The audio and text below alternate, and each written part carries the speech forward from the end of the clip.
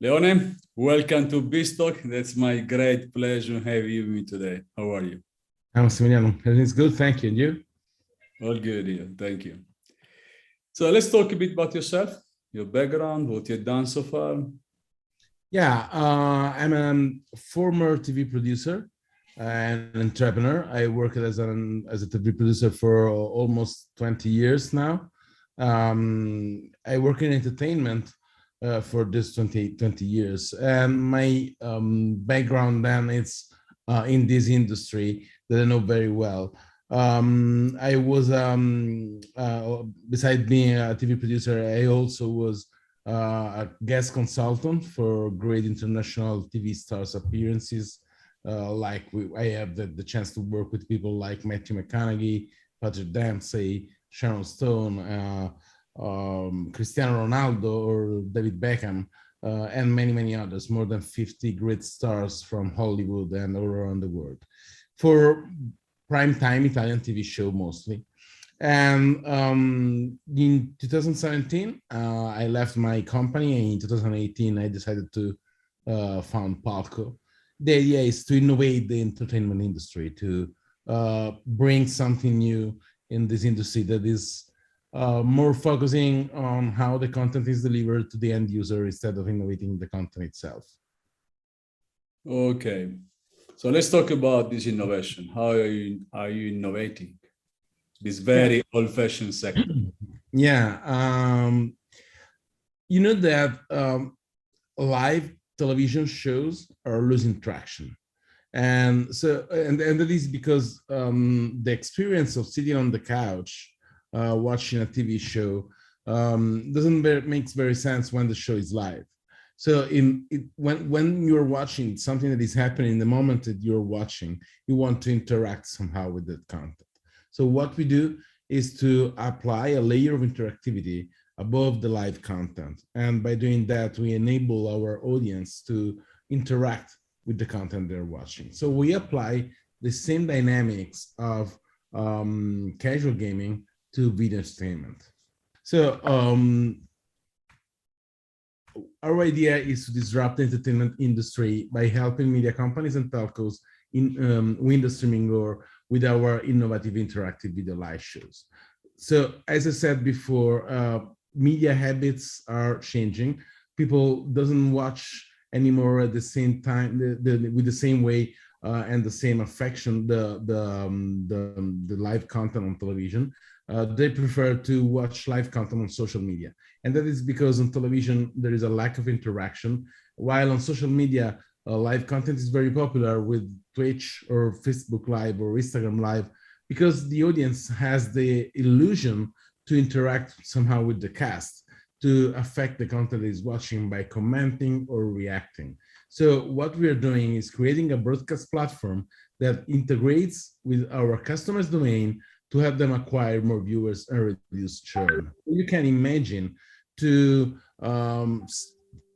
sitting on the couch, and instead just watching your favorite OTT service, you could, for example, play with it like in a live trivia game show, or affect the story you are watching in a dating show, or interact with the cast in a reality show.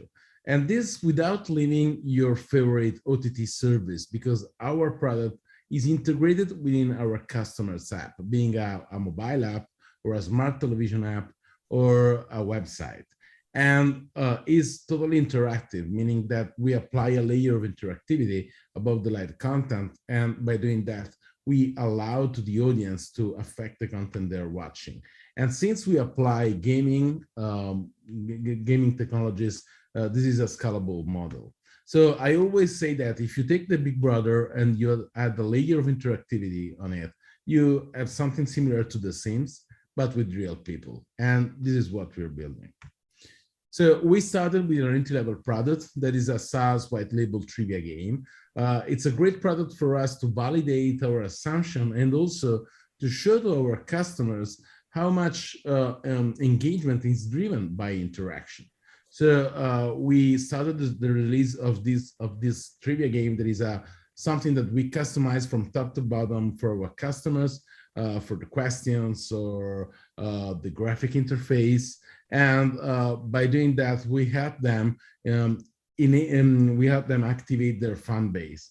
And we use also our proprietary technology that is called Magic to use machine learning to learn more about the audience. So we use all this interaction, and it is this is something that we use on the graphic trivia game, but also on the live video shows. We use all this interaction to learn more about the audience. We apply machine learning techniques to the data given by the audience playing or using our service.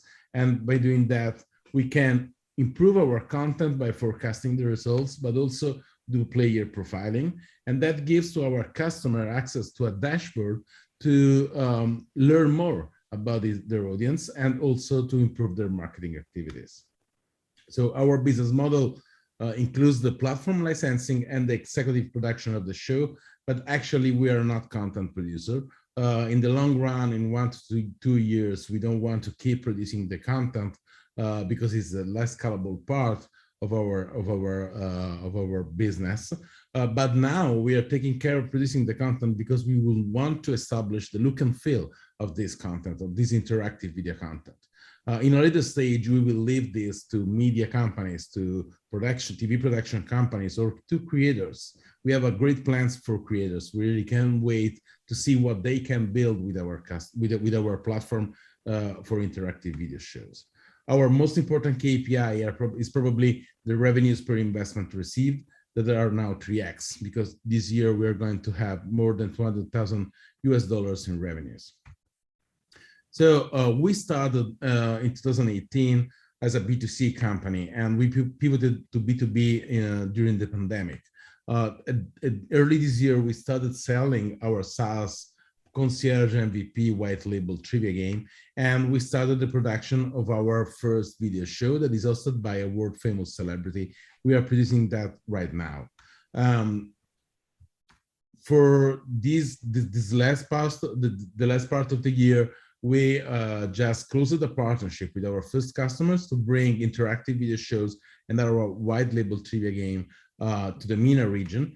And for the rest of the year and the next year, we will focus on creating an autonomous SaaS white label trivia game that will be embeddable by our customers within their domains and focus on interactive video shows for media companies, telcos, and brands.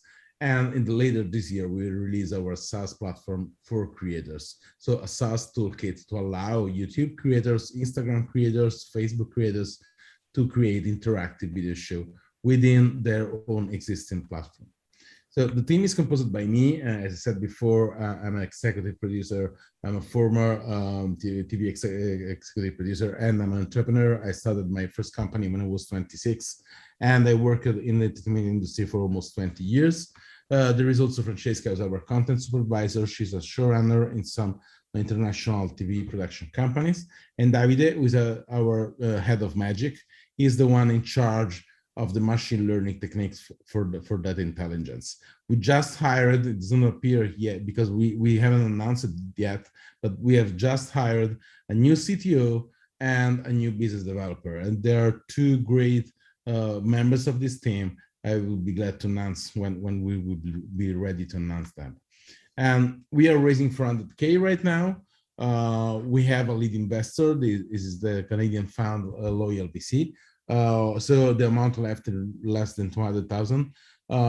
And we are raising this amount that is EIS eligible. If you're a UK investor, we will use this money to reduce the commitment for our customers. So it would be much easier for a telco company, instead of committing for 6 months in creating a video show, they will just ask us to produce a video show for 2 weeks or for even less than 2 weeks. And that will happen after this round and will be a major turn point for us to improve our sales. So that's it. I don't know if you have any questions. I would be glad to answer. Thank you, Leone. Yes, maybe has some. Can we start more talking in details how it's possible and how does it work interacting live with a TV show, for example? You can imagine there is a very easy example, two easy examples I could do. The first one is a trivia game. So while you are in a trivia game, instead of just watching, like Who Wants to Be a Millionaire, right? Instead of watching the guy in the studio trying to answer the question the host is making to him, you could just attend the game, be one of the contestants playing the game, and win money if you reach the end of the game. So it's not being only a passive member of the audience, but being at the same time both the audience and the player. And this is one example. But the other one, another one you often use is, you know, that virtual workout has improved dramatically during the pandemic. People just started watching workout classes on YouTube. And a lot of creators, fitness creators, started creating content on YouTube or Facebook. And this content is great, but at the same time, there is no personalized experience for the audience. It's the same content for everybody. What a creator can do using our platform is to interact with the audience that is watching. So he could do a virtual workout session live with 1 million people watching and ask him stuff to the audience, and the audience can answer on the interface, on the just watching the show on the mobile phone or on a smart TV, just typing the answer, and the creator will have a dashboard showing him that, I don't know, 50% of their audience decided to stop running and doing another exercise, for example. So that might bring a new audience to the show, and at the same time we will be allowed to the creators to monetize this action on their platforms. A third example might be the Big Brother. We have technology that is able to use 360 cameras to create not only an interactivity where the audience is talking with the cast or interacting with the cast, but also using 260 cameras for having a personalized experience like it was in the control room of the show. Thank you. I mean, who are exactly your customers and users? Yeah, as of today, a big part of our customers are brands and media companies, and also mobile entertainment company. They are the ones that are looking for new ways to engage with the audience. They are the one that needs to find a way to activate their large communities on a daily basis without spending a lot of money in creating content. And they're the one that can understand the power of interaction and engagement for their purposes. We are mostly talking with media companies for our interactive video live shows, but also telco. You know that all around the world, each telco company, or more or less each telco company, has an OTT service. So they sell a set-top box and they sell a subscription to watch the same TV shows, the same TV series, some movies and some documentaries. And this is the same content all around the world. It's the same content for everybody. So what we're giving to them is the ability to create a unique experience for their audience, and that might differentiate them from the competitors. So those are our customers at the moment. Users are mostly people that watch video online, and it is a huge part of the user base. You know that video streaming and mobile streaming is the sector that is growing faster, not only thanks to the pandemic but also thanks to the pandemic. Mobile gaming and mobile video are growing double digits each. 12% the first one, and 21% the second one. So it's a very big growth that we are facing for the next 5 years, and we put ourselves at the intersection of those two markets. I mean, are users coming on your platform to watch this TV show or whatever it is, and if yes, how do you bring them to your platform? Our platform is integrated within our customers platform. So if you have a Disney Plus subscription, let's say, and Disney Plus is one of our customers, they are not, but if they do, and if they will be, you will just find an interactive video show just beside another show. So you could, or Netflix, the same. You will just explore Netflix. You will have live now trivia game, let's say, or the Big Brother, but the interactive trivia game or the interactive Big Brother.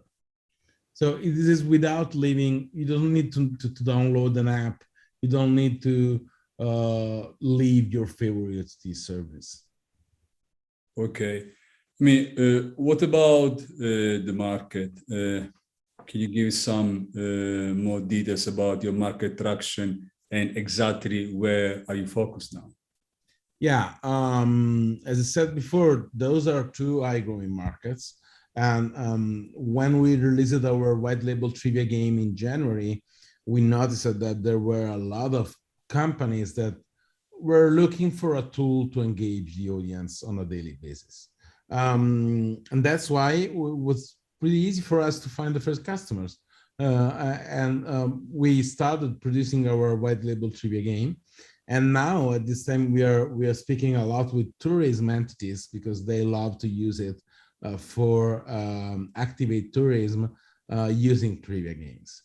In terms of other niches of market, we started, in terms of traction of market, we, as I said, started with a white label trivia game, and now we are producing this video show. I cannot reveal who is the host, but I can tell you is a world famous celebrity, is a football player, and he's in LA, and we are shooting this show more or less every day, and this is a show on esports, and this is created for our first customers that actually started working with us with our white label trivia game, and then started asking us, okay, you're good at what you do, and what else you do?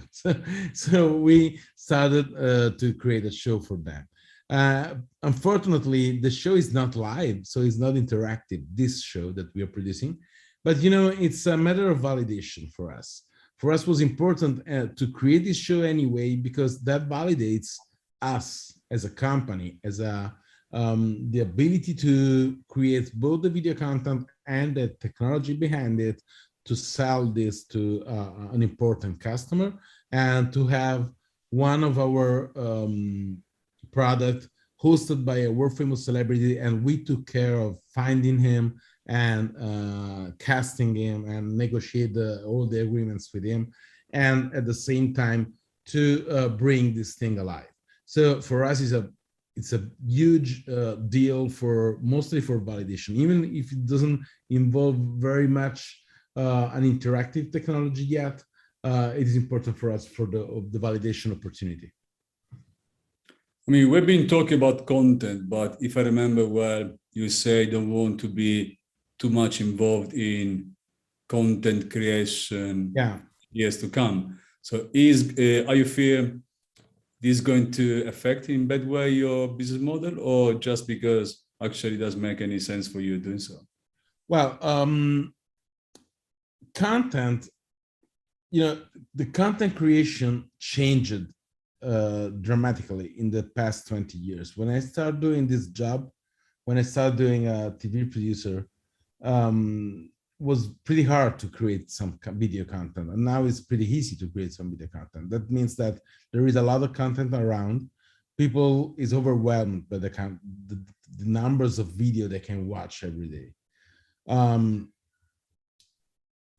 We don't want to be involved in content production, because content production is something that you cannot scale that much.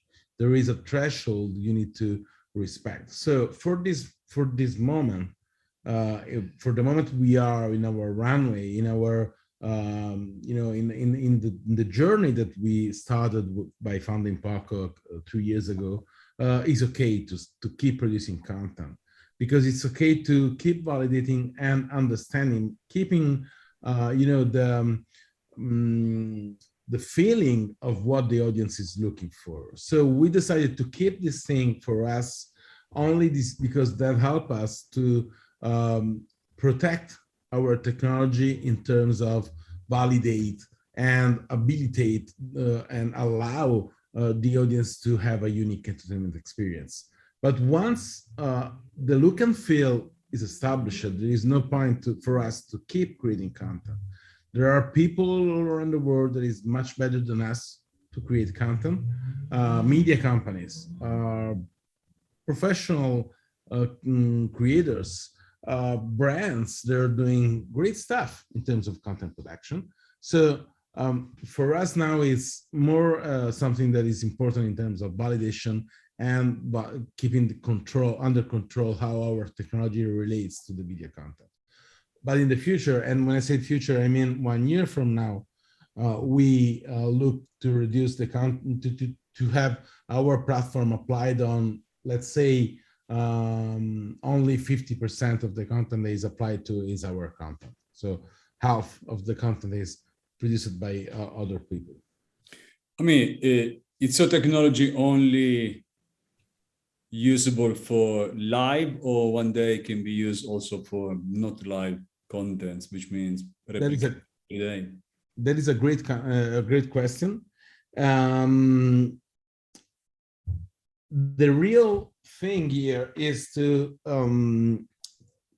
keeping in mind that we are talking about having real interaction for the audience.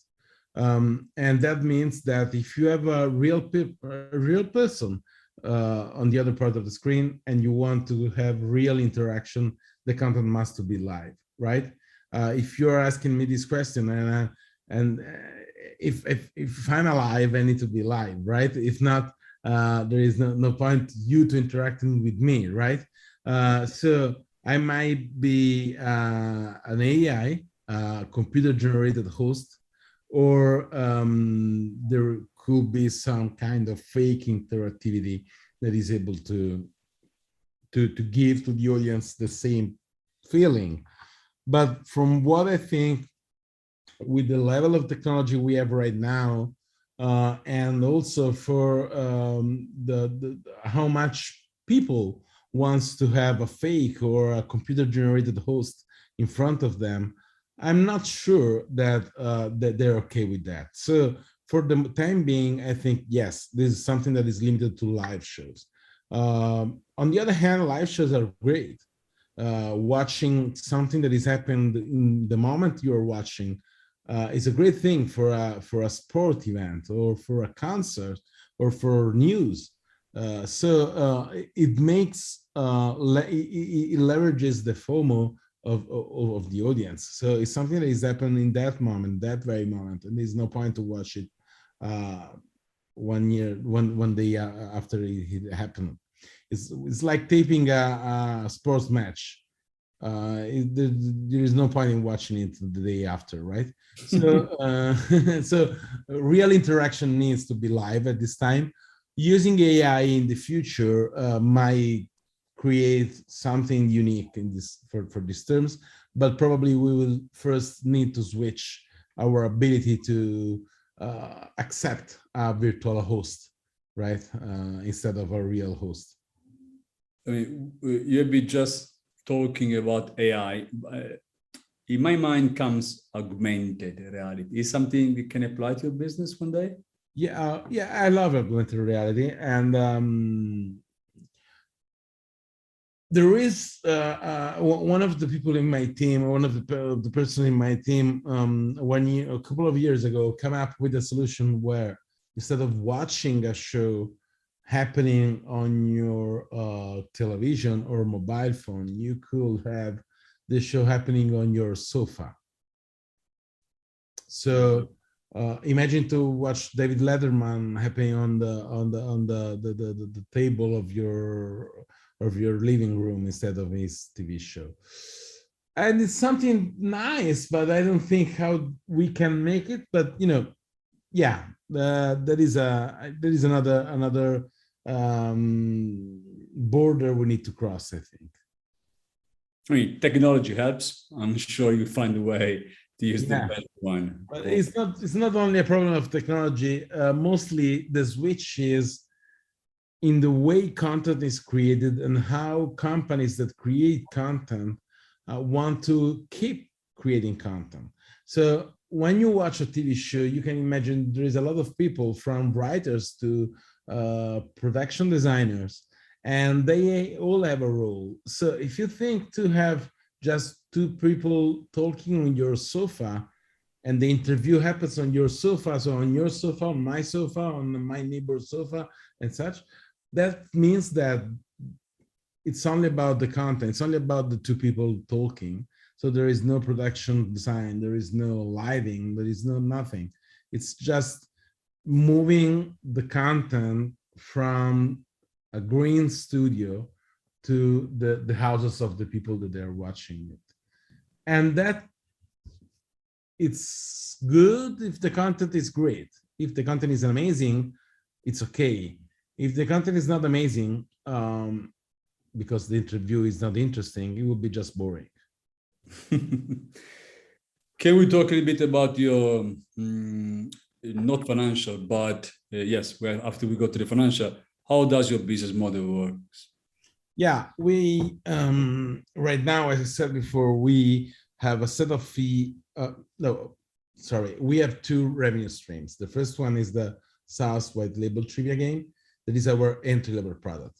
That means that it's really affordable for any company that wants to use a customized trivia game for their marketing activities. We start. The business model includes the activation fee and monthly fee that can be as low as 200 euros per month to 2,000 euros per month, and that depends from the kind of personalization you want on your white label trivia game. And this is a SaaS business model. The other revenue stream comes from the video shows, interactive video shows, and even there is a setup fee and a SaaS model for the technology. If we don't care of content production, we just give the technology with a fee, with a SaaS business model. If we take care of content production, obviously there is a fee for the content production. But we also license all the content to our customer because we are not focusing on that. So somehow our customer, it's true that they pay for the content, but also they acquire all the rights for that content. Thank you. I mean, Palco is pretty young, 3 years old. What's your vision for the future? Where do you see Palco in 5 years' time? Well, it's a great question for this last quarter, because the two hirings we have done I think will give us a huge bump in terms of what we will be able to achieve in 5 years from now.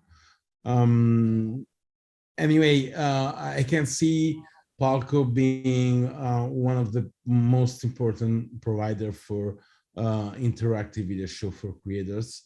Actually, we aim to have at least 60% of our revenues coming from creators, so from the creator economy, and only 40% coming from the media industry. And that is because creators can have a great footprint in terms of innovating the entertainment the way we do. So media companies in the past 20 years focused only on innovating how the content is delivered to the audience. We, in the next 5 years, are innovating the content itself. We're not leaving in innovation of the content to technology companies like Facebook or Instagram, they innovate the content just by following what somebody somehow thinks is right. We are entertainment professional, and we want to keeping innovating the content for entertain audiences and not only for driving better advertising. So we really are aiming to creating a better entertainment experience for the audience, connected or not to advertising. And these are major differences from us to our competitors. You are under fundraising, I suppose. How is it going? How much are you raising, and what's the stage, and how are you going to use the funds? Yeah, we are in pre-seed. We are fundraising a pre-seed round. That is 400,000 US dollars. We raised something more than 200,000. We have a lead investor that is a Canadian fund, Loyal VC. It was great to have them investing in us because they got to know us more than 1 year ago, and they track our progress.